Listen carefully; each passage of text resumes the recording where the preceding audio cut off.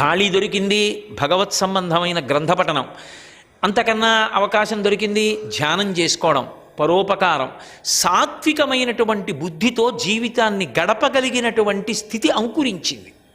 అన్నీ అటువంటివే అబ్బుతాయి. ఆయనకి ఎవడు ఇంకొకలా పెట్టాడు, సాత్వికమైన ఆహారమే పెడతాడు. అందుకని ఇతడు బ్రాహ్మణుడిగా పుట్టాడు. కావుననితడు సత్కర్మ వశమున భూదేవ కులమున పుట్టినాడు. పుట్టినవాడు ఏమైనా పాడైపోయాడు అనుకుంటున్నారా?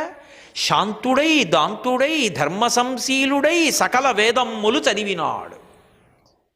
అజామీళుడు అనేటప్పటికీ కేవలం పాడైపోయినవాడు అని చెప్తే అసలు అది అజామీళోపాఖ్యానం కానే కాదు. పైనుంచి జారాలంటే పైకెక్కినవాడు ముందు.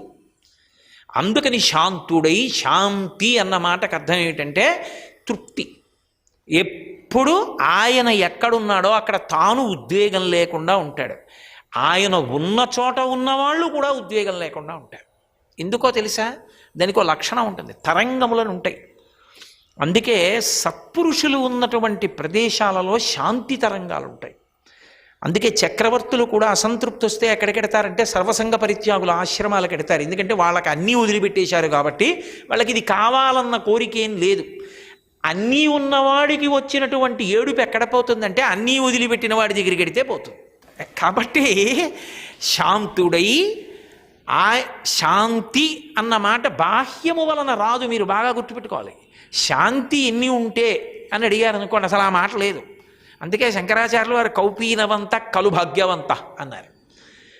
ఒక్కొక్కసారి శాంతి దేనివల్ల అంటే ఒక్క గోచి ఉంటే, అది కూడా లేకపోయినా శాంతిగా ఉన్నవాళ్ళు ఉన్నారు. రమణ మహర్షి లాంటి వాళ్ళు లోకం కోసం పెట్టుకున్నారంతే.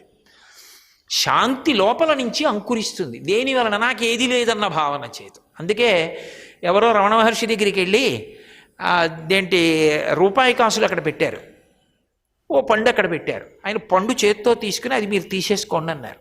ఏ అన్నారు వాళ్ళు? పండు తింటాను, అవి ఎందుకు తిననుగా అన్నారు ఆయన. రేపటికి పనికి వస్తుందిగా, నాకు ఆకలి వేస్తే పండు ఇవ్వడం పరమేశ్వరుడికి తెలీదా? ఇవాళ ఇచ్చినవాడు రేపిస్తాడు. నాకెందుకు డబ్బులు, నేనెందుకు అవి దాచుకోవాలి? మళ్ళీ దాచుకున్న కొద్దీ ఇంకోటి ఉంటే బాగుండని కోరిక, నాకు వద్దులేను పట్టుకు బాగున్నారు. శాంతుడై దాంతుడై, దాంతి అన్న మాటకు అర్థం ఏంటంటే ఇంద్రియముల యొక్క లక్షణం బయట తిరుగుతాయి, అవి ఎప్పుడూ వెనక్కి వెళ్ళం. వాటి లక్షణం పైకి లేవడం. లోకంలో ధర్మము అనో మాట, అది ఈశ్వరుడు నిర్ణయం చేశాడు. ప్రయత్నం లేకపోతే పరిగెత్తేవి కొన్ని ఉంటాయి, ప్రయత్నం చేస్తేనే వెనక్కి వెళ్ళేవి కొన్ని ఉంటాయి. అగ్ని ఉందనుకోండి, మన ప్రయత్నం లేకుండా పైకే లేస్తుంది. అగ్నిహోత్రం వెలిగింది అంటే పైకి లేవాలి, నీరు పోశాను అంటే కిందకి వెళ్ళాలి. అగ్ని వెలిగిస్తే పైకెడుతుంది, ఆరిపోవాలి అంటే నీళ్లు పోయాలంతే. ఇంద్రియములు ఎప్పుడూ పైకే లేస్తాయి. అవి ఎప్పుడూ కూడా ధర్మంతో శాస్త్రంతో వాటికి సంబంధం ఉండదు. వాటికి కావలసింది ఏంటంటే ఇది సుఖపడాలి, ఇది సుఖపడిందన్న అనుభూతి మనసు పొందాలి.